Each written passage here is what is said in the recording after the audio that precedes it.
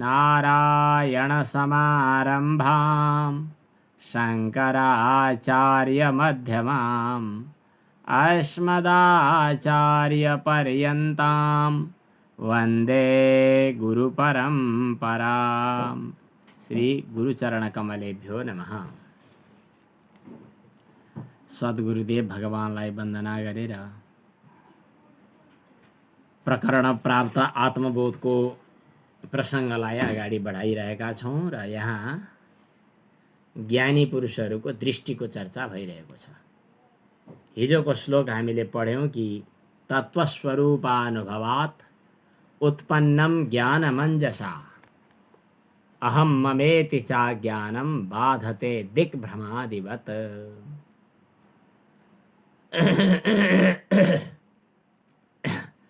अब आजको श्लोक अब वाचन गर्नुहोला। यहीँबाट सुरु हुन्छ। सम्यक विज्ञानवान् योगी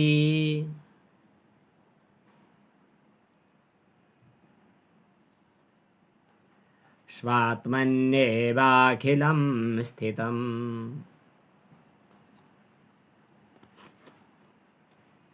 एकञ्च सर्वमात्मानं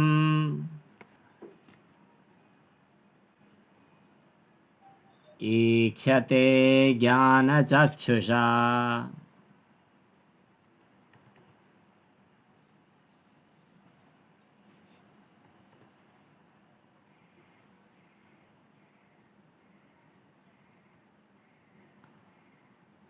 सम्यक विज्ञानवान् योगी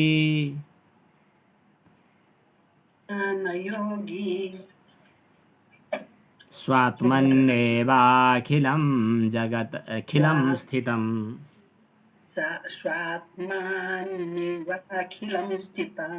एकं च सर्वमात्मानम्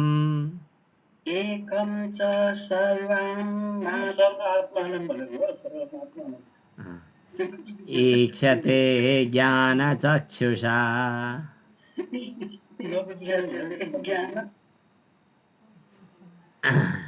सम्यक विज्ञानवान योगी, सम्यक विज्ञान वाला योगी। अहम मम यो प्रत्यय नष्ट भइसकेपछि जो सम्यक विज्ञानवान योगी भनेको सम्यक ज्ञानले युक्त भएको योगी पुरुष। सम्यक विज्ञानवान योगी, सम्यक विज्ञानले युक्त भएको योगी पुरुष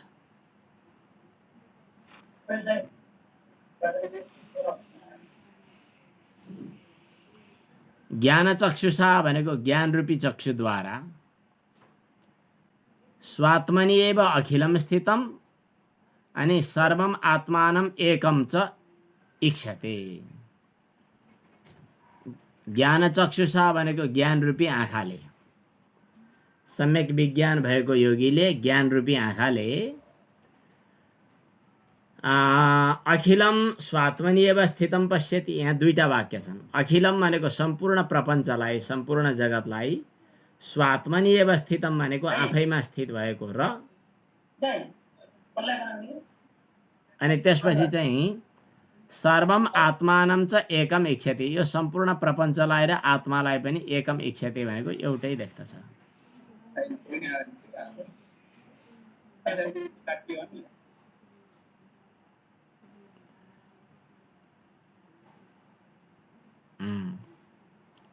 सम्यक विज्ञानवान योगी भनेको जसको सम्यक विज्ञान पैदा भइसकेको छ। सम्यक विज्ञान भनेको सम्यक ज्ञान। पहिले पहिले ज्ञान भनेपछि सकिन्थ्यो, अनि अन्य सामान्य ज्ञानलाई पनि ज्ञान भन्न थालेपछि ज्ञान यथार्थ ज्ञानलाई चाहिँ सम्यक ज्ञान भन्छन्। दर्शन भनेपछि सबै जीवा आत्मतत्त्वको बोध हुनुलाई दर्शन भनिन्थ्यो। दृश्यते अनेन वस्तु स्वरूपम अथवा दर्शनम, दृश्यते इति दर्शनम। अब दर्शन भनेपछि विभिन्न दर्शनका आँकुरा पलाउन थालेपछि के भन्नु पर्यो भन्दा सम्यक दर्शन भन्नु पर्यो। विशेष गरी बौद्ध दर्शनमा पनि सम्यक दर्शन शब्दको प्रयोग छ। मनुस्मृतिमा पनि सायद सम्यक दर्शन शब्दको प्रयोग छ। सम्यक दर्शन सम्पन्नः कर्मभिर्न निबध्यते दर्शनेन विहीनस्तु संसारम प्रतिपद्यते सम्यक दर्शन। त्यस्तै यहाँ सम्यक विज्ञान, सम्यक विज्ञान र साधारण विज्ञान भनेको के फरक रहेछ त भन्दाखेरि जीवात्मा र परमात्माको एकतालाई बुझ्ने ज्ञानलाई सम्यक विज्ञान, त्यो पनि अनुभवात्मक भएपछि विज्ञान। अचेल केलाई विज्ञान भन्छन् कुनै थाहा छैन। हामी कहाँ चाहिँ शास्त्रले बताउन्जेल त्यो ज्ञान आफ्नो अनुभवमा उत्रियो भने त्यो विज्ञान। भागवतको चतुश्लोकी छ नि, 4वटा श्लोकमा पुरै भागवत ज्ञानम विज्ञान सहितम भन्ने कुरा गीतामा पनि आएको छ। त्यहाँ पनि चतुश्लोकी भागवतमा पनि सविज्ञान समन्वितम सरहस्यम तदङ्गम च ज्ञानम परम गुह्यम मे यद विज्ञान समन्वितम हो। यस्तो छ, म तिमीलाई गुह्य ज्ञान बताउँछु जो विज्ञानले समन्वित भएको छ भने। सरहस्यम तदङ्गम च, यहाँ सरहस्यम भनेको रहस्य सहित भन्नाले भक्ति योग सहित, उपासना सहित भने। तदङ्गम भनेको त्यसको साधनहरू पनि। गृहाण गदितम मया, त्यहाँ पनि ज्ञानम परम गुह्यम मे, जम्मा 4वटा श्लोकमा भागवत पुरै छ। पढ्नुभयो होला। 4वटा श्लोकमा पढ्न त सजिलो हो नि होइन, पुरै 18,000 श्लोक पढ्न पो गाह्रो त। मौका मिलाएर गुरुहरूसँग सोधेर वा आफूसँग जानकारी छ, सोधिएको छ भने त्यसैलाई पढ्ने गर्नु। त्यहाँ वेदान्तको पुरै रहस्य पनि एकै ठाउँमा यति 4वटा श्लोकमा छ। पुरै भागवत पनि त्यहीँभित्र छ। ज्ञानम परम गुह्यम मे, अत्यन्त गुप्त ज्ञान। यद विज्ञान समन्वितम, जो अनुभव सहितको ज्ञान। सरहस्यम, ज्ञान भन्नाले फुस्रो ज्ञान पनि होइन, भक्ति सहितको ज्ञान। तदङ्गम च, अरू साधनहरू सहित।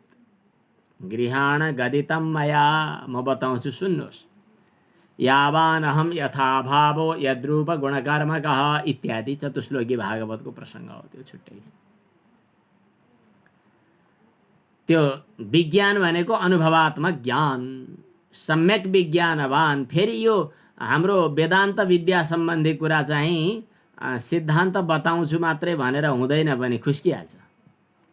अनुभवमा अलिअलि उत्रिएको उपदेश र डाडु झैँ पस्किएको आफूले स्वाद नपाएको उपदेशमा आकाश जमिनै फरक पर्छ। अनुभव बोल्यो भने खास बोल्न नपरिकन पनि उपदेश हुन्छ, लाग्छ। अनुभव बोलेन भने परवचन भन्छ नि, परवचन बोल्यो भने त्यो चाहिँ वेदान्त त झन् पटक्कै सुहाउँदैन। अरू कुरा बरु अलिअलि सुहाउला, टेप रेकर्ड झैँ सुनेको भरमा चाहिँ उपदेश गर्दा, तर वेदान्तको उपदेश चाहिँ सुहाउँदैन।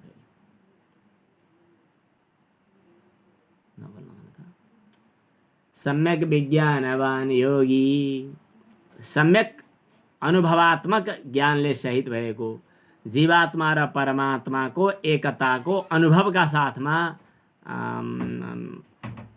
के आफ्नै अनुभवले थाहा पाउने जो योगी छ, त्यो योगीको दृष्टि अब लौकिक दृष्टि होइन, ज्ञानचक्षु, ज्ञान दृष्टि हुन्छ।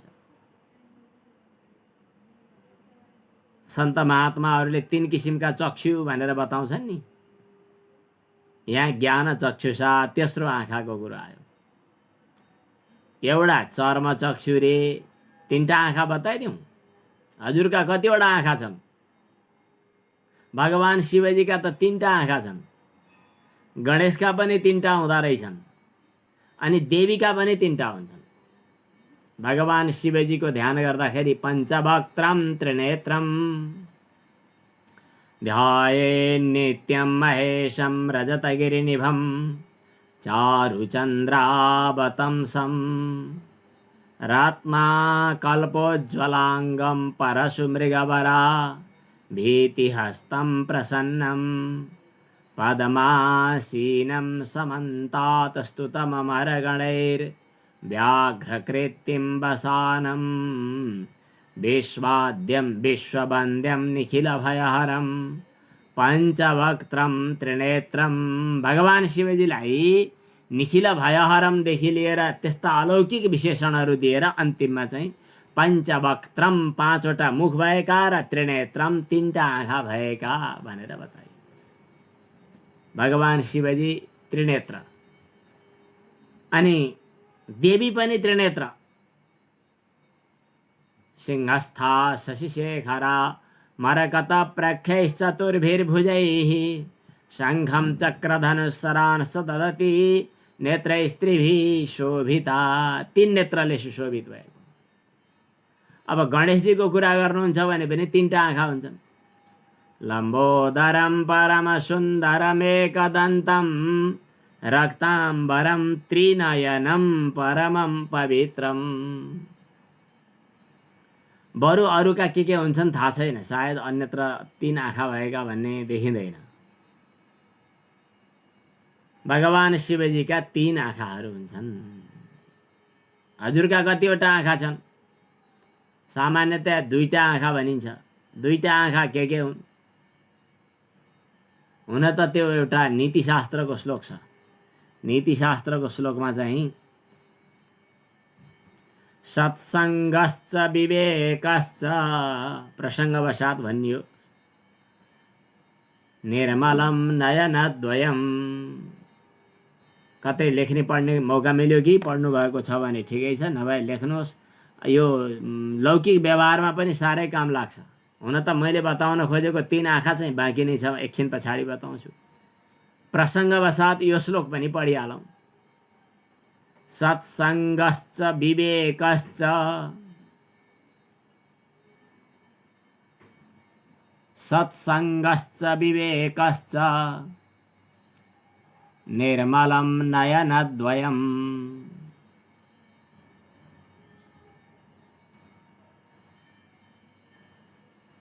सत्सङ्गश्च विवेकश्च। हजुरहरूले पढेको पनि हो कि पहिला जस्तो लाग्यो कतिपयहरूले? हामीले संस्कृत भाषा प्रशिक्षणमा वा अरू कुनै विषयमा पोहोर सालदेखिबाट हामी 1 वर्षदेखिबाट सत्सङ्गमा दिनदिनै भेट हुन्छौँ, तर सामनेमा भेटै नभएकाहरू धेरै छौँ नि हामी। सत्सङ्गश्च विवेकश्च निर्मलं नयनद्वयम्। एउटा सत्सङ्ग र एउटा विवेक, यी 2टा आँखा हुन्। यी 2टा आँखा निर्मल 2टा आँखाहरू हुन्। एकेन हीनः काणः स्यात्। एउटा आँखा छैन भने या त सत्सङ्ग छैन या विवेक छैन। यी 2टा मध्ये एउटा छैन भने एक आँखा नभएको परिस्थिति सिर्जना हुन्छ। त्यसलाई चाहिँ संस्कृतमा काण भन्छ। नेपालीमा भनौँ भने भन्नुहुन्न भन्ने चलन छ अचेल, तर त्यो खास शब्दको एउटा भाव मात्रै हो। भावले अपमानित गर्नुहुन्न भने हो, शब्दसँग त्यत्रो ठुलो विमति राख्नु त नपर्ने हो। तैपनि भन्ने चलन छ अचेल। नेपाली भाषामा त्यसको भनिँदैन। दृष्टिविहीन भन्न मिल्छ, तर कुनै के अर्को शब्द भन्न मिल्दैन रे।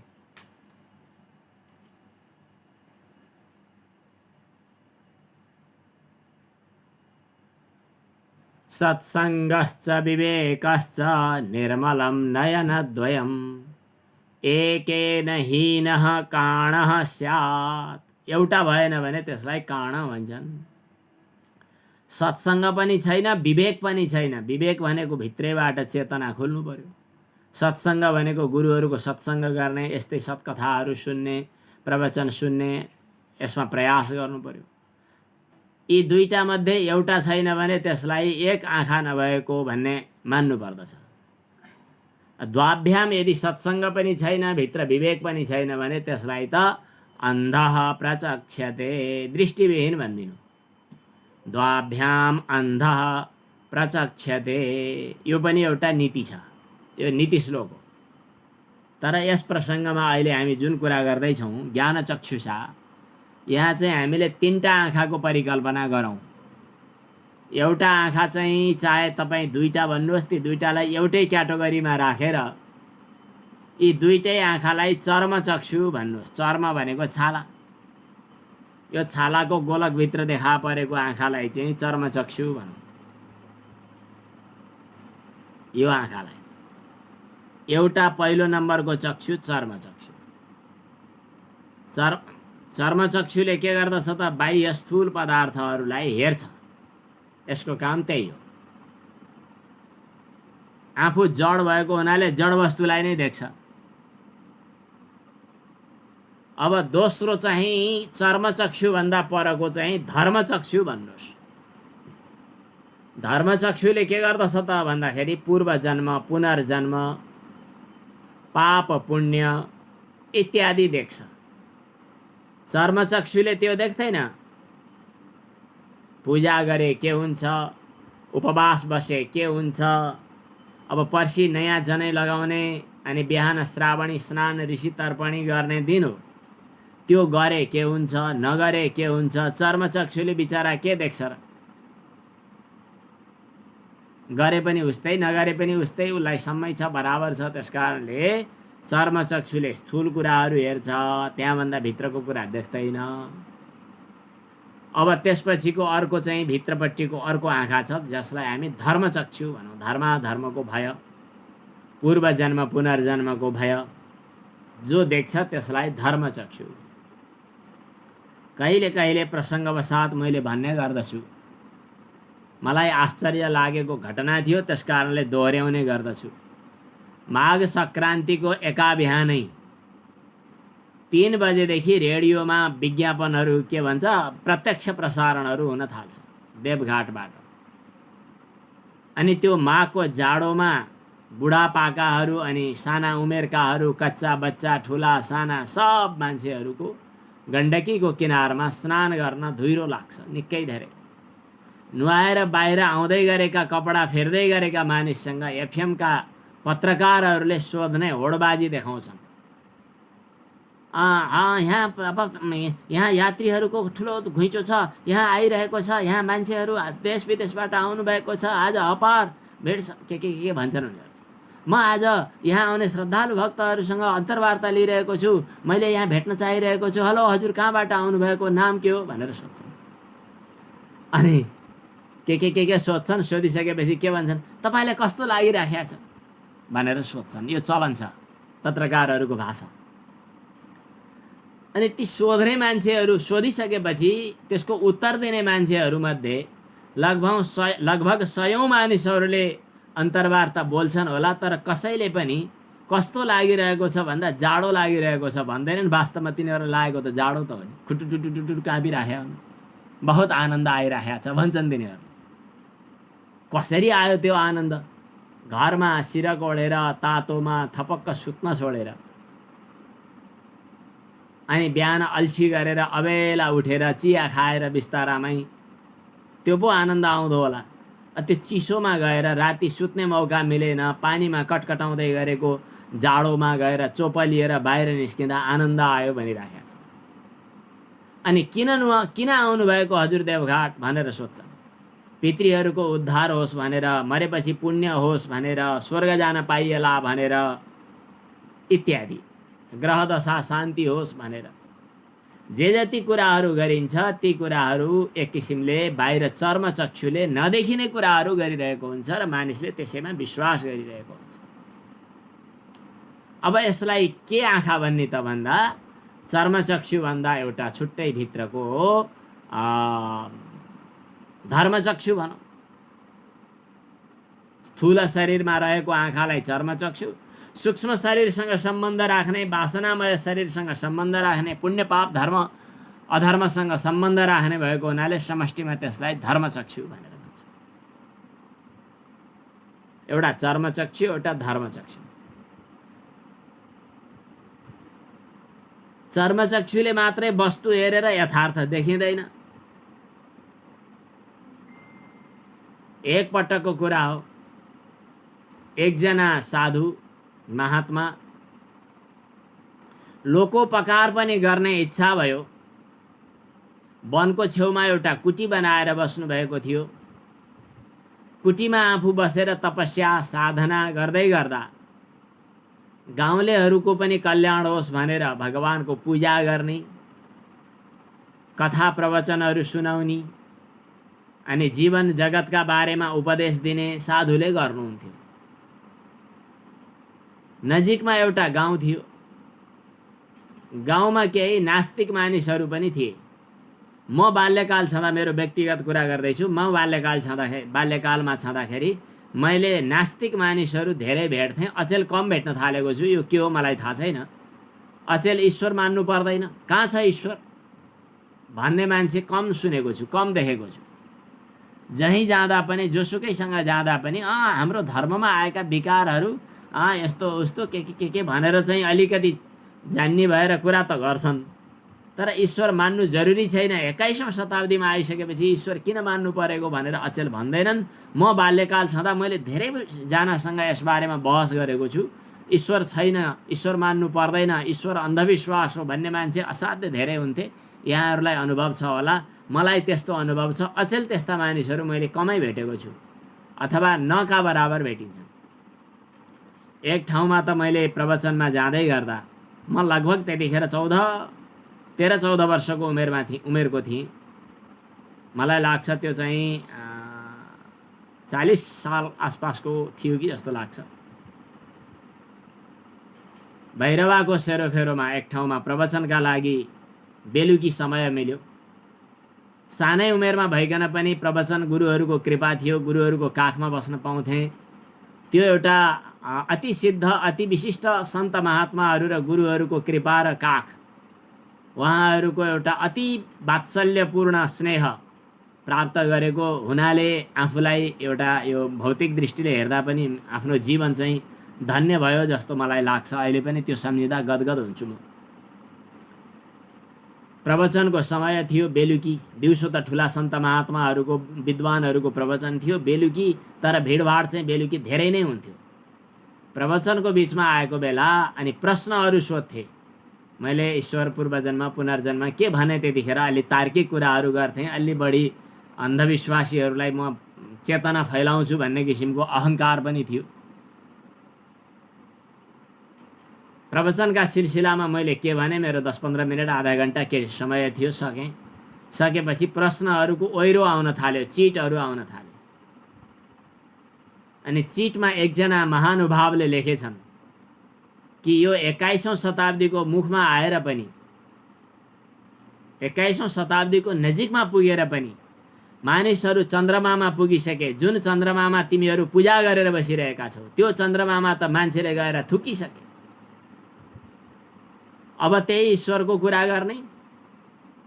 21औं शताब्दीमा जसले ईश्वर देखाउँछ, म त्यसको पछि लागेर म त्यसको चाहिँ के चेलो भएर हिँड्न तयार छु, इत्यादि के उसले भनेको थियो। त्यसको प्रत्युत्तरमा धेरै कुरा गरियो। उसले अनि अलि उपहासकै कुराहरू पनि गरे। तपाईँ केलाई देख्ने, केलाई सत्य मान्नुहुन्छ भनेर सोधेँ मैले, एकदम ठुलो जनसमुदायको बिचमा उठाएर। आँखाले देखेको वस्तु सत्य हुन्छ, नदेखेको वस्तु सत्य हुँदैन। त्यसो भए तपाईँ को हुनुहुन्छ, परिचय पाऊँ भने। उसले आफ्नो परिचय दियो, म फलानोको छोरा, म फलानो भनेर आफ्नो नाम दियो। त्यसपछि मैले भने, तपाईँ फलानो भन्ने कुराको प्रमाण के? आँखाले देखेको मात्रै मान्नुहुन्छ? तपाईँको त्यो नै नाम हो भन्ने कुरा तपाईँको आँखाले कसरी देख्नुभयो? तिम्रो त्यो नाम हो भनेर अर्काले सुनेको आधारमा मान्नुहुन्छ कि तपाईँ आफैले देखेर भन्नुहुन्छ? तपाईँको त्यो शरीरको त्यो नै नाम हो भन्ने कुरा देखेको आधारमा कसरी प्रमाणित गर्नुहुन्छ? त्यसकारणले तपाईँको त्यो नाम होइन। ल के गर्नुहुन्छ? कागज लिएर आउनुहुन्छ, कागज अर्काले भने सुनेको आधारमा बनाइदिएको कागज हो। तपाईँ भने सुनेको त मान्नु, किन देखेको कुरा मात्रै मान्ने भन्दै हुनुहुन्थ्यो भर्खर। अर्को कुरा, तपाईँ कसको छोरा अरे? उसले भन्यो एउटा फलानो कसको छोरा भन्यो। अनि तपाईँ उसकै छोरा हो भन्ने कुराको के प्रमाण? तपाईँले देख्नुभएको हो? म आमाको छोरा हुँ भन्ने कुरा त जन्मिँदैखेरि देखेँ भन्नु होला। मैले अलिकति त्यसलाई खोलखाल गरेर भने, जो अलि मान्छेहरूले त्यति धेरै चाहिँ नभन्दा हुन्थ्यो भनेर पछि टिप्पणी गरे। तपाईँ आमाको छोरा हुँ भन्ने कुरा त बरु देखेँ जन्मिँदै गर्दा भन्नु होला, तर म बुवाको छोरा हुँ भन्ने कुरा आमाले भनेको पत्याउन त पाइँदैन। किन अर्काले भनेको त तपाईँ पत्याउनुहुन्न। अघि भर्खर भन्नुभएको छ तपाईँ देखेको कुरा मात्रै पत्याउँछु। यस्ता यस्ता बहसहरू हामी गर्थ्यौँ र हामीले भन्यौँ कि हाम्रो शास्त्रमा प्रमाणको रूपमा कुन कुन कुराहरू मान्ने, प्रत्यक्ष, अनुमान, उपमान, शब्द, कतिपय दर्शनमा अर्थापत्ति, अनुपलब्धि, अन्यथा 4वटा प्रमाणहरू मान्ने। ती 4वटा प्रमाणभित्र प्रत्यक्षभित्र के मान्ने, अनुमानभित्र कस्ता कस्ता अनुमान मान्ने, उपमान भनेको के, उपमानभित्र के मान्ने, अनि शब्द प्रमाण भनेको कतिसम्म मान्ने, कतिसम्म नमान्ने, यसको पुरै शास्त्र र सिद्धान्तको आधारमा हामी परिपक्व भएर बोलिरहेका छौँ। बरु म तपाईँलाई अर्तिदिन्छु, ईश्वर मान्दिनँ भन्नका लागि के भन्नुपर्दछ भन्ने सिक्न मसँग 6 वर्ष पढ्न आउनुहोस् भनेर मैले सायद 15 वर्षको उमेर थियो होला, त्यतिखेर 14-15 वर्षको उमेरमा मैले भनेको थिएँ तर्कका आधारमा। अब अघिको कथा जोडौँ। अघि मैले जो एउटा एकान्त स्थानमा एकजना सन्त महात्मा थिए, उनले भजन पूजा सत्सङ्ग कीर्तन गर्दै थिए।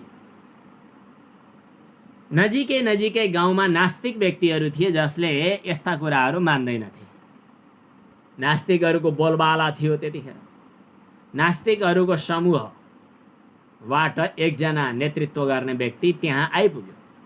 आएपछि उसले भन्न थाल्यो, जसरी पहिला त कुरो नबुझ्दासम्म स्वामी विवेकानन्द जो नरेन्द्र नाममा प्रसिद्ध थिए, स्वामी विवेकानन्द नरेन्द्रले पनि सबैसँग जिज्ञासा गर्दै सोध्दै हिँड्थे। यो कुरा सुनेको कथा हो, प्रसिद्ध एउटा आख्यान हो, इतिहास हो। त्यो दुष्ट व्यक्ति थियो, त्यसमा जिज्ञासा थिएन, नरेन्द्रमा जिज्ञासा थियो। त्यो जिज्ञासाहीन व्यक्ति चाहिँ सोध्दै अनि उपद्रव मचाउँदै आउन थाल्यो। त्यसपछि सन्त महात्माको सामु आएर तर्क होइन कुतर्क गर्न थाल्यो। तिमीहरू ढोगी पाखण्डी भुँडी पाल्नका लागि काम गर्नका अल्छीले यहाँ साधु महात्मा भएर बसिरहेका छौ, यहाँ पूजाको ढोङ रचिरहेका छौ, कहाँ छ ईश्वर? नदेखिने कुरा पनि हुन्छ कतै भनेर बेसरी रिसायो। पहिला त हाँसेर मुस्कुराएर महात्माले चाहिँ उसलाई उत्तर दिन खोज्नुभयो, ऊ टेर्नेवाला छैन। नदेखेका कुराहरूलाई दुनियाँका सामु बेकारमा व्याख्या गर्दै आँखामा छारो हालेर दुनियाँलाई बेकुब बनाएर पैसा कमाउने तिमीहरूको षड्यन्त्र हो, त्यहाँ बाहेक केही छैन, म तिमीहरूलाई यो वस्तु हुन दिन्न भनेर निकै कुरा गरिसकेपछि महात्मालाई रिस उठ्यो कि उठेन थाहा छैन। रिसको अभिनय गर्नुभयो र झ्याम गालामा पिट्नुभयो। महात्माले झ्याम गालामा पिट्दिसकेपछि अब ऊ त हातै छोड्ने भनेर रिस उठ्यो, रिसायो। अब त्यति धेरै हातपात गर्न सकेन, भ्याएन। अनि त्यसपछि त्यो गयो, पख्तलाई भन्यो अनि आयो अनि धम्क्यायो हर्यो। त्यसपछि गाउँमा चाहिँ प्रहरीमा रिपोर्ट गर्यो। अनि गाउँले पञ्चहरू पनि जम्मा भए। गाउँले पञ्चभद्र भला आदमीहरू जम्मा भए। अनि प्रहरीमा रिपोर्ट पनि पर्यो, प्रहरी पनि आइपुगे र त्यहाँ यो त्यस्ता सन्त महात्माको बिचमा चाहिँ यस्तो किन भयो भनेर छलफल गर्नका लागि एउटा कचहरी बस्यो। कचहरी बसिसकेपछि पक्ष विपक्षबाट कुरा हुने भयो। जसले निवेदन दिएको छ, जसले चाहिँ गुनासो गरेको छ, उसको पक्षबाट कुरा सुनियो। के भयो तिमीलाई, ल बताऊ आफ्नो कुरो भनिसकेपछि यो ढोङ्गी महात्माले मलाई पिट्यो। अनि महात्मासँग सोधियो, के पिट्नु भएको हो हजुरले? महात्माले भन्नुभएको, पिट्नु भएको हो कि होइन यो प्रश्नको उत्तर म एकैछिन पछाडि दिन्छु। म यिनलाई सोध्छु है एक दुईवटा कुराहरू। मैले पिटेर तिमीलाई के भयो? महात्माले सोध्नुभयो। के भयो भन्छ अझ थाहा छैन? के भयो भन्नु न त। पिटेपछि के हुन्छ थाहा छैन? मैले त थाहा पाएको छु, तपाईँलाई थाहा छ कि छैन भनेर सोधेको, भन्नुहोस् न। पिटेपछि दुख्छ, यहाँ कस्तो भइराखेको छ, ढाड फुस्किएला जस्तो भइसकेको छ, दुख्छ? महात्माले सोध्नुभयो। कसरी दुख्छ? कति दुख्छ? कस्तो खाले दुख्छ? रातो दुख्छ कि कालो दुख्छ कि सेतो दुख्छ कि? खोइ मैले त दुखेको देखिराखेको छैन। कस्तो दुख्यो, कति किलो दुख्यो, कुन आकृतिको दुख्यो, यो कुरा प्रमाणित गर्नुहोस्, तुरुन्तै म माफी माग्न वा म सजाय भोग्न तयार छु भन्नुभयो महात्माले। कहिलेकाहीँ साठ्यम समाचरेत, यस्तै यस्तै। हुन त काल्पनिक कथा हो, बुझ्नका लागि भन्दैछु म। त्यसपछि उसले भन्न थाल्यो, दुखेको कुरा पनि जोख्न र रङमा तोल्न मिल्छ? रातो दुख्ने, कालो दुख्ने, सेतो दुख्ने हुन्छ कतै? दुखेको कुरा त अनुभवबाट थाहा हुन्छ। दुखेको कुरा पनि रातो सेतो कालो र 2 किलो 1 किलो हुन्छ कतै? त्यो त अनुभव गरेर थाहा हुन्छ। अनुभव गर्ने कुरा कसरी देख्ने नि? देख्ने कुरा हो त्यो। तपाईँ त हिजो भन्दै हुनुहुन्थ्यो कि देख्ने कुरा बाहेक अरू कुरा कुनै मान्दिनँ भनेर। ईश्वर नदेखिने कुरा भएको हुनाले मान्दिनँ भन्दै हुनुहुन्थ्यो। अनुभवलाई मान्नुहुन्छ र तपाईँले? भनिसकेपछि अनि ऊ अबाक भयो, बोल्न नसक्ने भयो। अनि समुदायको सामनेमा भनिदिनु भयो, तपाईहरुका सामु खास गरी उजुर गर्न आउनुपर्ने म हो, किनभने मलाई जथाभावी धेरै नै दुःख दिइराखेको थियो र उसको सिद्धान्त थियो कि नदेखिएको कुरा छैन भन्ने। मैले उसलाई नदेखिएको कुरा पनि हुन्छ भन्ने कुरा शिक्षा दिनका लागि यति काम गरेको हुँ, पिटेको हुँ। तर यो पिट्नु भित्र तात्पर्य यति हो कि नदेखिने कुरा पनि हुन्छ भनेर बताउनु भनिसकेपछि ऊ पनि बोल्न सकेन। समुदायका सबै मानिसहरूले भने कि उपद्रव मचाउने त तनै होस्, तैले माफी माग महात्मासँग भने।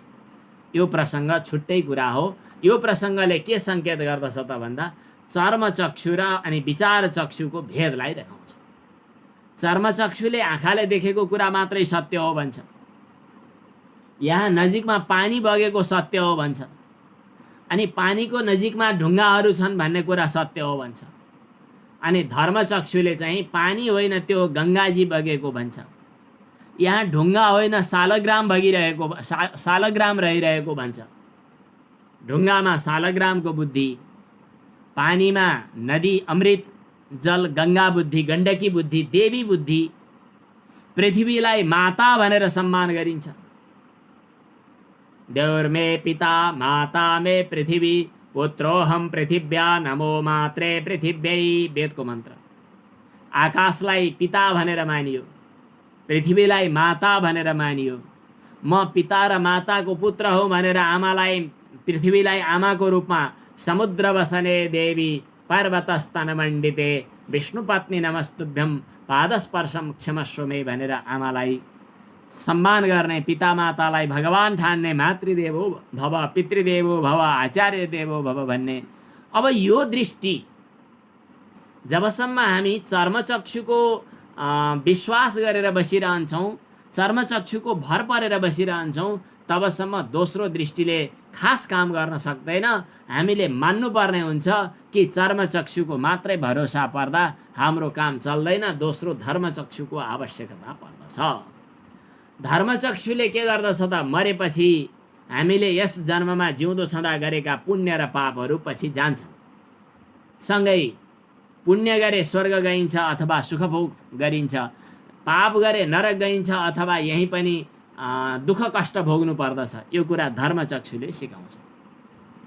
धनानि भूमौ पशवश्च गोष्ठे, धन पृथ्वीमै छुट्ने हो, पशुहरू गोठमै बाँधिने हुन्। भार्या गृहे, पत्नी घरमै बस्छिन्। बन्धुजना श्मशाने, आफन्त मान्छेहरू मसान घाटसम्म पुगिदेलान्। देहश्चितायाम, यो शरीर चितामा बस्ला। परलोक मार्गे, आफू परलोक यात्रामा जाँदा आफूसँग साथमा रहने दुईटा पोकाहरू हुन्छन्। धर्मानुगो गच्छति जीव एका, कि पाप कि पुण्य।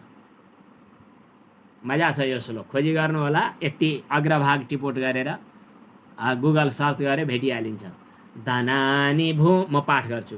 धनानि भूमौ पशवश्च गोष्ठे, नारी गृहे बन्धुजनाः श्मशाने। देहश्चितायां परलोकमार्गे, धर्मानुगो गच्छति जीव एकः। यो दृष्टिकोण जो हो, यो चाहिँ धर्मचक्षुले हामीलाई दिन्छ। जसरी धर्मचक्षुको दुनियाँ देख्दा चर्मचक्षुको दुनियाँ साह्रै थोरै लाग्छ। चर्मचक्षुले त कति नै पो देख्दो रहन्छ पो। मैले जे देखिरहेको छु त्यो भन्दा अर्कै चिज रहेछ। मैले त पानी भन्ठान्थेँ, यो त पानी होइन रहेछ, अमृत रहेछ। मैले त ढुङ्गो भन्ठान्थेँ चर्मचक्षुले, तर यो त देवता रहेछ, शिला भने सालग्राम भगवान रहेछ। देवघाटमा सालका रुखहरू छन्, आउनुभएकाहरूले देख्नुभयो होला। वराह पुराणमा कि पद्म पुराणमा कतै सालङ्कायन ऋषिको कथा आउँछ। ती सालङ्कायन नाम गरेका ऋषिले साल वृक्ष भनेर भगवानको स्तुति तपस्या प्रार्थना गरेका, अनि भगवान सालग्राम बनेर आउनुभएको।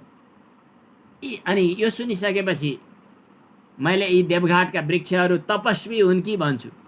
पूर्व जन्ममा साधना गरेका, अनि तीर्थस्थलको गण्डकीको प्रवाह नजिकमा रहन चाहने, गण्डकीको जलबाट, गण्डकीको जलको सुशीतल पवन स्पर्शबाट आफू कृतकृत्य बन्न चाहने यी सन्त महात्माहरू हुन् अथवा यी तपस्वी साधक हुन् भन्छु म। जस्तो वृन्दावनमा बस्ने गोपीहरूले अथवा के ब्रह्माजीले हो क्यारे, वृन्दावने किमपि गुल्मलतौषधीनाम, म त वृन्दावनमा लहरापात बनेर रहन पाए पनि हुन्थ्यो।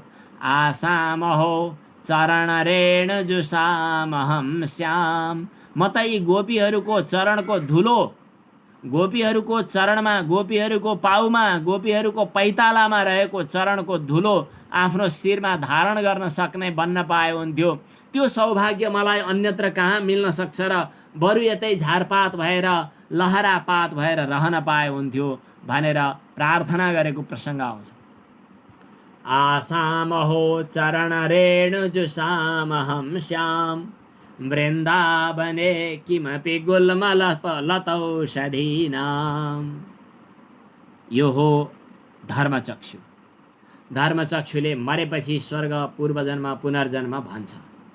त्यो धर्मचक्षुले अब कहाँसम्म देख्यो भने, जसरी चर्मचक्षुले स्थूल शरीरलाई देख्यो, धर्मचक्षुले सूक्ष्म शरीरलाई देख्यो।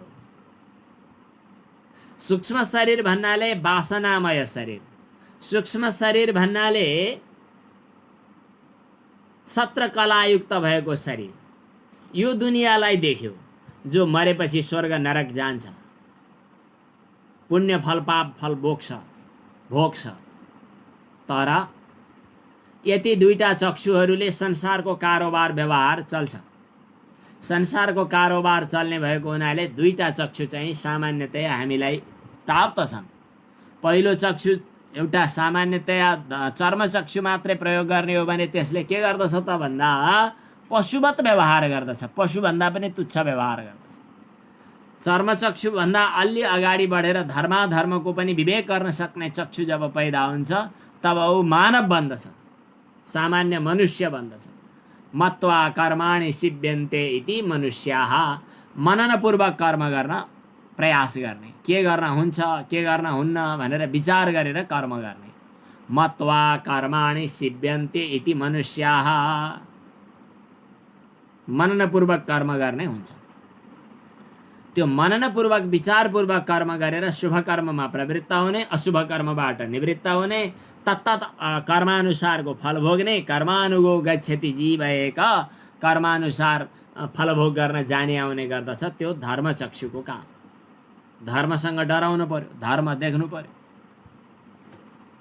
अब यसपछि हामी चाहिँ यतिखेर यो वेदान्त प्रवेशिकामा प्रवेश गरेको दुईटा आँखालाई हेर्ने, दुईटा आँखाले हेर्ने दुनियाँभित्र रमाउन होइन।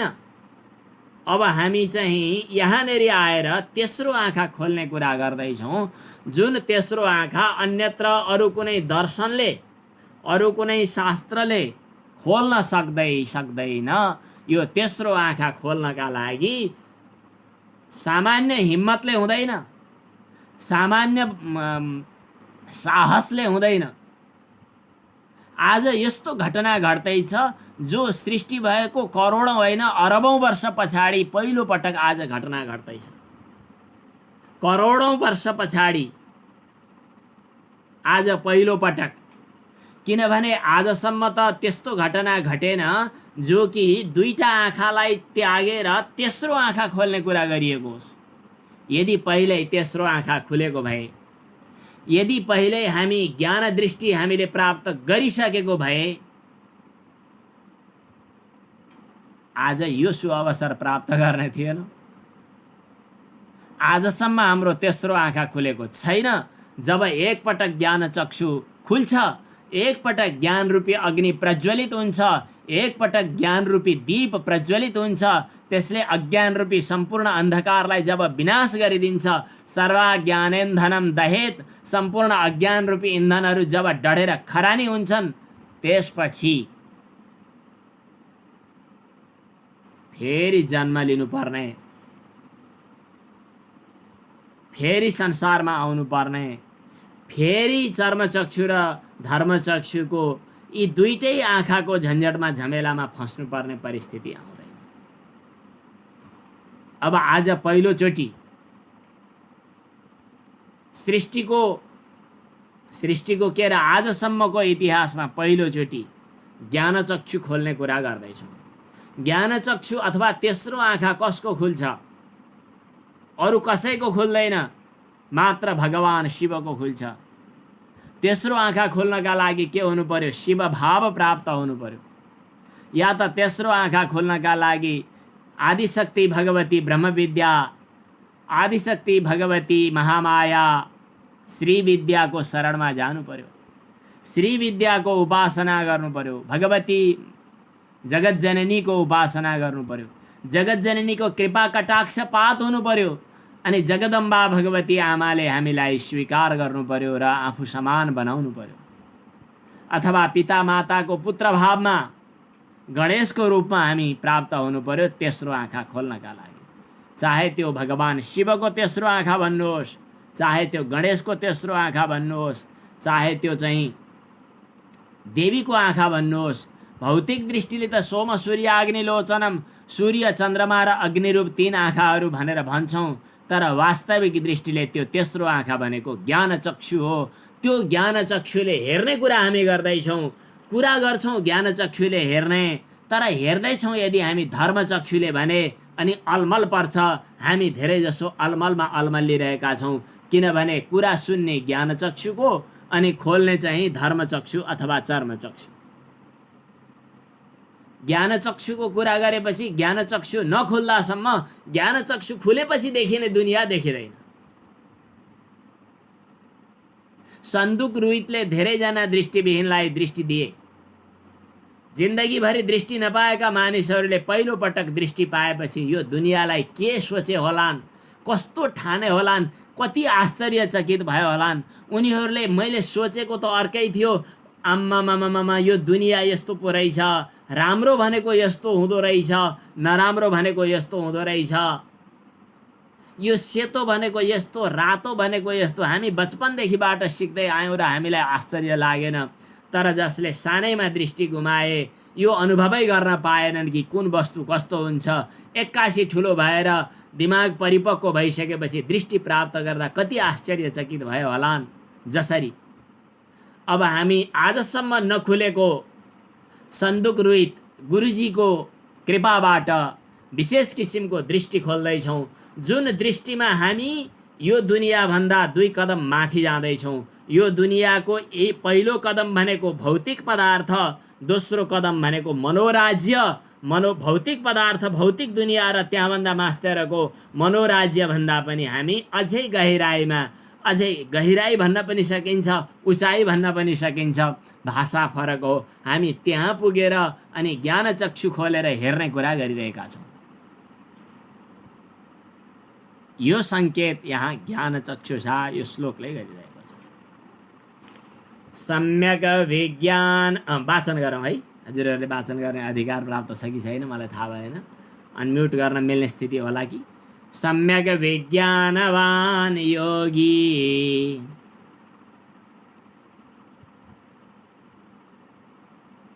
अनुमति छैन जस्तो छ। मैले दिन मिल्छ कि मिल्दैन म खोजी गर्छु है। कसको को अगाडि ए हस् ल। सम्यक विज्ञानवान योगी,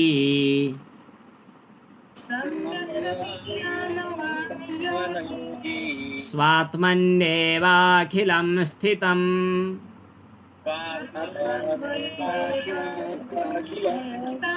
एकं च सर्वमात्मानं,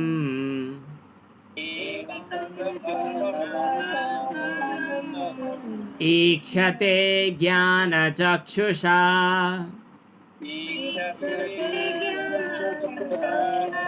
त्यहाँ त्यो मूर्धन्य सकार पछाडि छ भन्ने बुझ्नु पर्यो है। चक्षु मात्रै होइन, चक्षुषा स्क्रिनमा पढ्नुभएकाहरूले।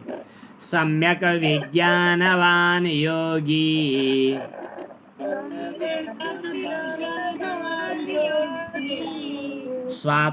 स्वात्मन्येवाखिलं स्थितम्,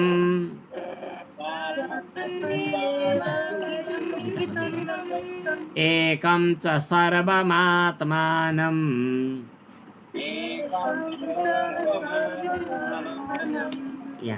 ईक्षते ज्ञानचक्षुषा।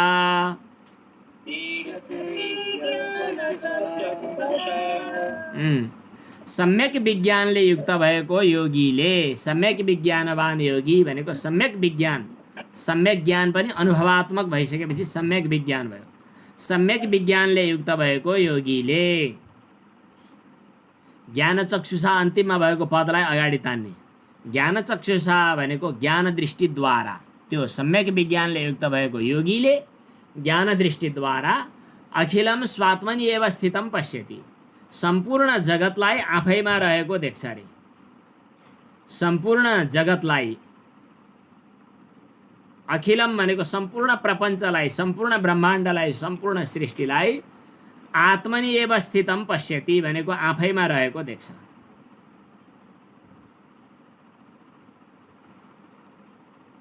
अनि त्यसपछि आत्मानं च भनेको आफूलाई पनि, सर्वम आत्मानं च सम्पूर्ण आत्मस्वरूप भयो, सबै आफूलाई पनि एकम इक्षते भनेको आफूलाई एक देख्छ, आफू बाहेक अरू केही छैन भन्ने कुरा उसले देख्छ। सम्यक विज्ञानवान योगीले। हामीले गीतामा यस्ता प्रसङ्गहरू धेरै ठाउँमा पढिसक्यौँ।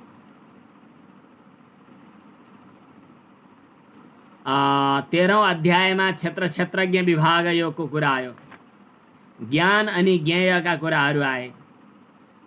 अनि ज्ञान र ज्ञेयका कुराहरू गर्दै गर्दै गइसकेर त्यहाँ फेरि पछाडि के बतायो त भन्दा, यदा यो 13औं अध्यायको 30औं श्लोक,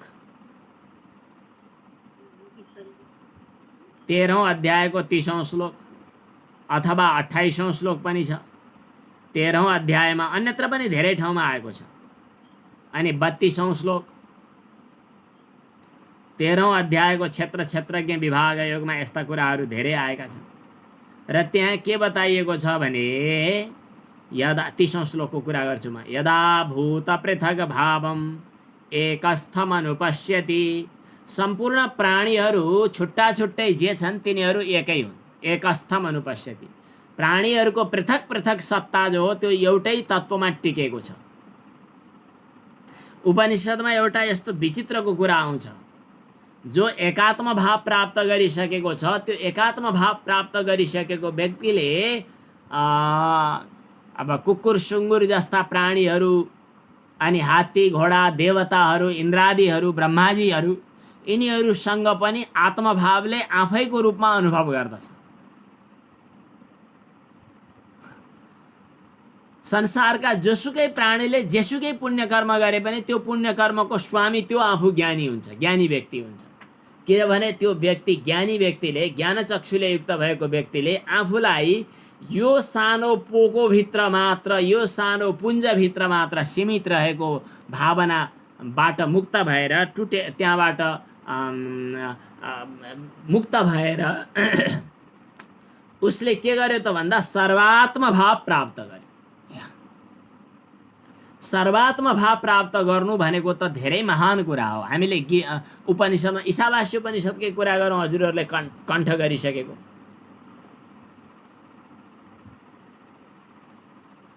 तत्र को मोहः कः शोक एकत्वम अनुपश्यत, आत्मैवेदम सर्वम। त्यहाँभन्दा अगाडि नै पनि के यस्तो छ। अति उत्तम, अति उत्तम। भन्नुहोस् त, लक्ष्मीजीले बोल्नुभयो कि? ल भन्नुहोस् त। यस्तु सर्वाणि भूतानि आत्मन्येवानुपश्यति, सर्वभूतेषु चात्मानं ततो न विजुगुप्सते। सबै प्राणीहरूलाई आफूमा र आफूलाई सबैमा। यस्तु सर्वाणि भूतानि आत्मन्येवानुपश्यति, सबै प्राणीहरूलाई आफैमा देख्छ। हुन त भन्न त चलन छ नि, सबैमा आत्मा छ भन्ने ठान्नु अरे। आत्मा छ भनेको मानौ त्यो आत्मा बजारबाट किनेर लिएर आएको अर्कै आत्मा हो कि भने जस्तो नि।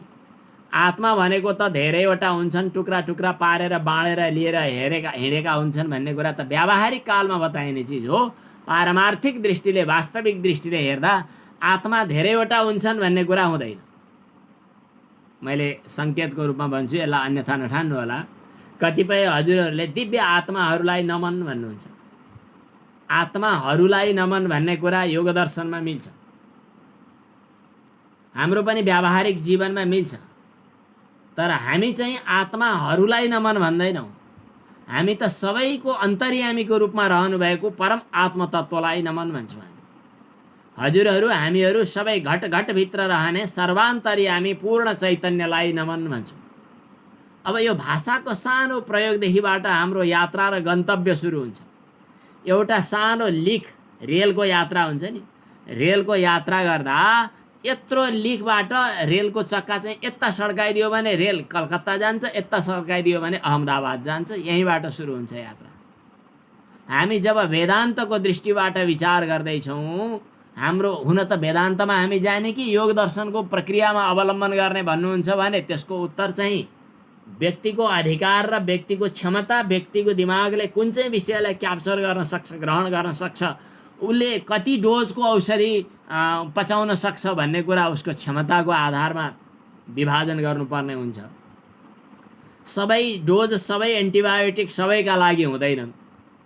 त्यसकारणले त्यही अधिकार भएकाहरूलाई त्यही डोज र यो अधिकार भएकालाई यही डोज आवश्यक छ। त्यसैले ऋषिहरूले अलग अलग चिन्तन गर्नुभएको छ, छुट्टै कुरा हो।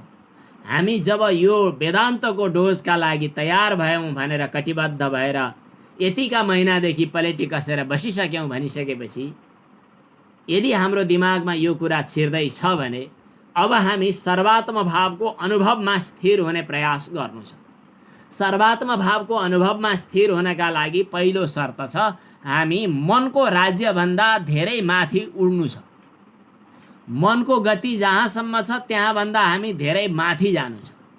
मनोराज्यभित्र गएर आकलन गर्दा आत्माहरू अलग अलग हुन्छन्, किनभने त्यही मनको ऐनामा प्रतिबिम्बित भएर जीवभाव खडा भएको हो। अन्तःकरण भनौँ, मन भनौँ, केही फरक परेन। त्यही मनोराज्यभित्र रेखाङ्कित भएको, त्यही मनोराज्यभित्र सीमित भएको प्रतिबिम्ब, त्यही सीमित भएको एउटा झल्का, त्यही सीमित भएको एउटा भ्रान्ति, त्यसलाई लिएर हामी जीव भन्दैछौँ भने यी जीव त अलग अलग हुने भए। रूपम रूपम प्रतिरूपो बभुव, अलग अलग घैँटै पिच्छे सूर्यका प्रतिबिम्ब हुने नै भए। तर हामी प्रतिबिम्बमा अलमल गर्दैछौँ जब बिम्बमा गएर कुरा गर्दैछौँ। अब बिम्बमा गएर कुरा गर्दा अर्थात् पूर्णात्माको दृष्टिले कुरा गर्दा अर्थात् मनोराज्यभन्दा माथि चढेर हामी आफ्नो दृष्टिले, मनको दृष्टिले होइन, जसरी भनेका थियौँ नि पहिला चर्मचक्षुले होइन, अब मनको दृष्टिले पनि होइन, आत्माको दृष्टिले जब हेर्न थाल्छौँ त्यतिखेर के देख्छौँ त? सम्यक विज्ञानवान बन्छौँ। सम्यक विज्ञानवान योगी स्वात्मनि एव, म आत्मामा नै यो सम्पूर्ण जगत देखा परिरहेको रहेछ। मलाई कहिले कहिले यो आत्मबोध सकिएपछि योग वासिष्ठ पो पढौँ कि झैँ पनि लाग्दैछ। योग वासिष्ठमा भगवान श्रीरामलाई वशिष्ठले उपदेश गर्नुभएको छ र वशिष्ठले उपदेश गर्दा त्यो एउटा फुच्चे राम बनिरहेको, एउटा वशिष्ठ नाम गरेको त्यहाँ बसिरहेको, अनि ती दुईटाले छलफल गरिरहेको, उसले सोधे झैँ गरेको र उसले भने झैँ गरेको, त्यो पनि नाटक हेर त त्यहाँ भनेर आफूलाई धेरै त्यहाँभन्दा माथि पुर्याएर देखाइदिनुहुन्छ। आत्माको दृष्टिले उचाइमा चढेर जब हेर्दै गर्दा जीवभाव खडा भएर अज्ञानी बनेर अल्मलिरहेको रामलाई वशिष्ठले उपदेश गरिरहेको अभिनयको दृश्य पनि तलतिर देखिन्छ। जसरी कृष्णको मुखमा ब्रह्माण्डलाई देख्दै गर्नुभएकी आमा यशोदाले कृष्णको मुखभित्रै ब्रह्माण्ड, अनि त्यही मुखभित्रै पृथ्वी, अनि त्यही पृथ्वीमा एउटा के भन्छ वृन्दावन, अनि अथवा ब्रजभूमि गोकुल, अनि त्यही फेरि गोठ, अनि त्यही फेरि नन्द यशोदा, अनि त्यही फुच्चे फाच्चे सबै, त्यो कहाँ? त्यही कृष्णको मुखभित्र। यो सम्पूर्ण सृष्टि कृष्णको मुखभित्र, यो सम्पूर्ण सृष्टि भगवान विराट स्वरूप भगवान श्रीकृष्णको विराट रूपभित्र। हामीले गीताको 11औं अध्याय पढ्यौँ, तर त्यो गीताको 11औं अध्यायको पाठ पढ्नका लागि पनि र सुन्नका लागि पनि र अनुभव गर्नका लागि पनि भगवान कृष्णले अर्जुनलाई बताउनु भएको कुरा आवश्यक छ। दिव्यम ददामि ते चक्षुः पश्यमे योगमैश्वरम। सामान्य दृष्टिबाट यो देखिँदैन, तिमी यो सामान्य दृष्टिबाट मुक्त भएर माथि गएर हेर्नु छ, अर्को दिव्य दृष्टिले हेर्नु छ। दिव्यम ददामि ते चक्षु, त्यो दिव्य दृष्टि, त्यो ज्ञान दृष्टि, त्यो तेस्रो दृष्टि जब खुल्छ तब उसले के देख्छ, आत्मनि एव अखिलम स्थितम। यो एउटा पृथ्वी नाम गरेको ब्रह्माण्ड यो म भित्र कल्पित छ। त्यो अथवा ब्रह्माण्ड, त्यहाँ एउटा ग्रह अनि एउटा पृथ्वी, अनि त्यो पृथ्वीमा एउटा एसिया, अनि त्यहाँभित्र एउटा नेपाल राज्य, त्यहाँभित्र चाहिँ एकपटक कोरोनाको खल्लबल्ल, त्यहाँभित्र मान्छेहरू चाहिँ अलि दिन चाहिँ यसो ज्वरो आएर फुच्चे-फाचेहरू दौडधुप गरेका, अनि त्यहाँनिर कसैले भ्याक्सिन लगाउन थालेका, अनि 2 पैसा पाइन्छ भनेर त्यहाँ नाटक नौटङ्की गरिरहेका, अनि कतिपय भ्रष्टाचार गरेका, कतिपयले सेवा गरिरहेका, कतिपयले आफ्नो जीवन बलिदान गरेर अरूको सेवा गरिरहेका। यो एउटा सानो स्वाप्निक परिघटना म भित्र कल्पित भइरहेको छ भन्ने कुरा ज्ञान दृष्टि खुलेको व्यक्तिले देख्छ। र एकम च सर्वमात्मानम, एक सर्वव्यापी सर्वान्तर्यामी सर्वपूर्ण आत्माको पनि उसले अनुभव गर्दछ। इच्छते ज्ञान चक्षुषा, त्यो दिव्य ज्ञान चक्षुद्वारा उसले त्यो देख्छ। अब फेरि एकपटक यो त गइ पो सकेछ, श्लोक वाचन गरौँ अनि आजको पूर्ण हुन्छ। सम्यक विज्ञानवान योगी, सम्यक विज्ञानवान योगी, स्वात्मन्येवाखिलं स्थितम्, स्वात्मन्येवाखिलं स्थितम्, एकं च सर्वमात्मानम्, एकं च सर्वमात्मानम्, ईक्षते ज्ञानचक्षुषा, ईक्षते ज्ञानचक्षुषा। ॐ पूर्णमदः पूर्णमिदं पूर्णात् पूर्णमुदच्यते पूर्णस्य पूर्णमादाय पूर्णमेवावशिष्यते।